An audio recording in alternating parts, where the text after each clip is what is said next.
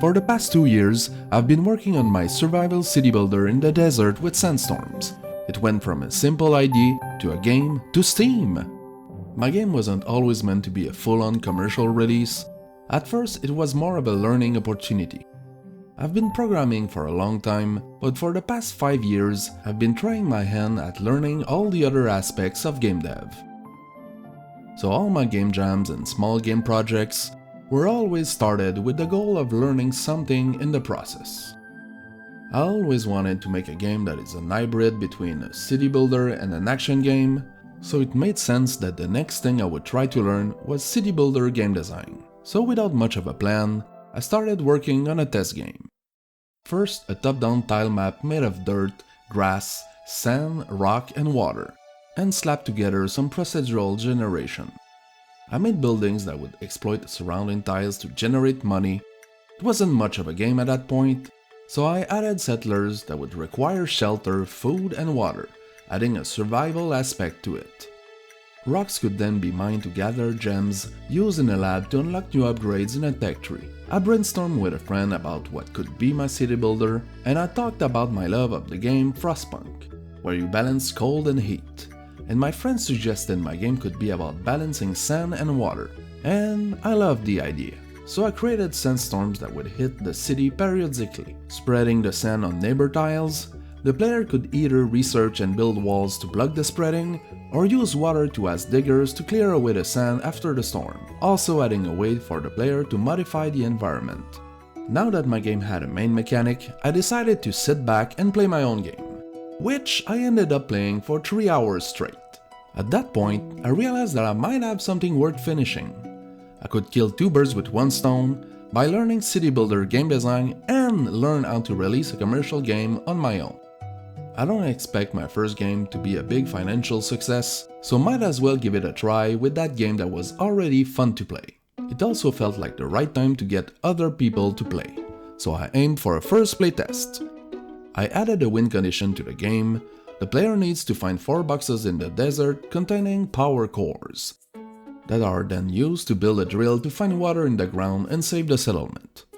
I tackled onboarding, avoiding blocking tutorials, but guiding the player through quests, contextual information, and a browsable encyclopedia with extra information available when the player needs it, and save games to not force playtesters to play hours in one go.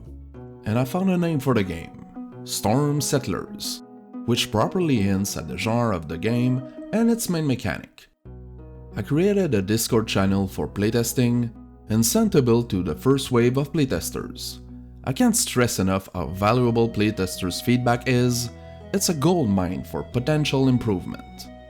Playtesters found plenty of issues about UX, understanding the settlers' food consumptions, and understanding how to protect from the storm. It led to a lot more icons, tutorials, and tasks to tackle in the long run. That was the first year working on the game. I obviously skipped a lot since I already made a video about it. Then the first thing I did on the new year was to update the game from Unreal 4 to Unreal 5. And before the Unreal haters lose their minds in the comments, my game's frame rate is still way above expectations. At that point, settlers would automatically join the city when building new houses.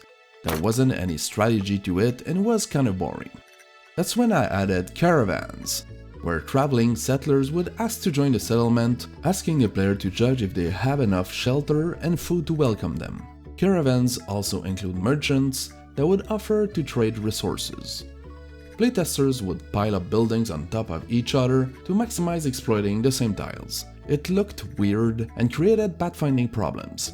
So I added the long overdue feature of roads that can be placed in L shapes. It's a pretty common and expected feature in city builders, and it made the city look more coherent, on top of adding strategy to the city planning. Players, including myself, would often build all their farms and water collectors around the same patch of water and grass, leading to very similar cities with little strategy involved in the building placement. So I made it so that building exploiting the same tiles would produce less and less resources out of them, inciting the player to spread out more, while I made money buildings generate money out of the businesses of other buildings in range, leading to a more interesting push and pull dynamic. Playtesters gave me positive feedback about the farmers having a cute little hat, so I made sure that every settler's job had a different animation for each. Builders have a hard hat, water collector a little backpack, and muddy buildings had some kind of medieval merchant. I struggled a while to get my Steam page out as I was dealing with some legal red tape, but months later my Steam page is finally out! I made a trailer that was surprisingly popular on YouTube, animated GIFs, screenshots, and a snow biome to add some variety to the screenshots. There will end up being a different scenario in the game with slight variations on gameplay and difficulty.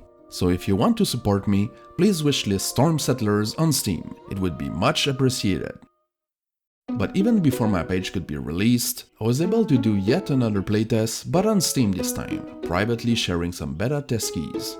I got a lot more playtesters that time, coming with new feedback both about the new content, but also a lot about the mid to late game, which meant the UX improvements allowed more players to reach further into the game. At that point, I put on my producer hat and planned everything I need to have a final released game.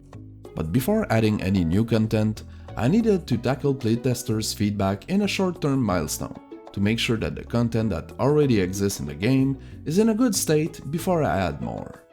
Unsurprisingly, the sandstorm was still hard to understand. I added icons to show how walls would protect from the storm, added animated GIFs in the encyclopedia, made different wall arts when they were in a position that wouldn't block the storm, a one-dimension animated tileset that would change depending if the storm is spreading sand or not. To help prepare for the storm, I added a slow pulsating UI showing the direction of the next storm. I also created fake storms that are simply gusts of wind, using the sand algorithm than the real storm. It shows sand dripping on the neighbor tiles or pile up against walls, making it a lot clearer to the player what will be the consequences of the next storm, on top of helping with the ambience, mood, and theme of the game. I'll probably lean more on that idea in the future, adding a lot more things visually affected by the wind. I allowed walls to be placed in L shapes like roads, also placing dig and farm orders in rectangle shapes, with new art, turn over dirt for farm orders, and a wet sand tile set for dig orders, which also made it clearer why it costs water to dig away sand. A recurring problem in my game was to struggle with food production.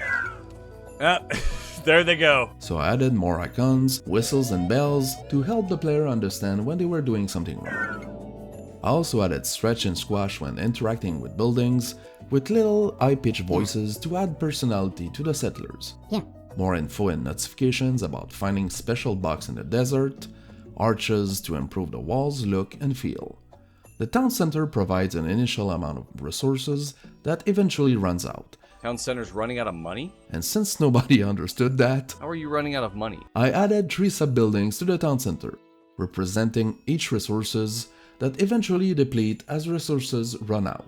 To show up that production buildings were producing something, I added animated icons over their workers' heads. I reached my milestone about tackling feedback. I'm always grateful for the amazing playtesters' feedback that allows me to make my game better and better. Before making this video, I was busy improving the exploration mechanic to make it more interesting to explore the desert. I'm tackling bigger changes that will shake the status quo of the game. New resources, new challenges, on my way toward the final release. I'm happy with the result of those 2 years working on the game, and I can't wait to tackle those new tasks next year. All that will obviously require yet another playtest. Join the Discord if you'd like to be part of it. While I go back to work on my game, don't forget to go wishlist Storm Settlers on Steam. See you next year!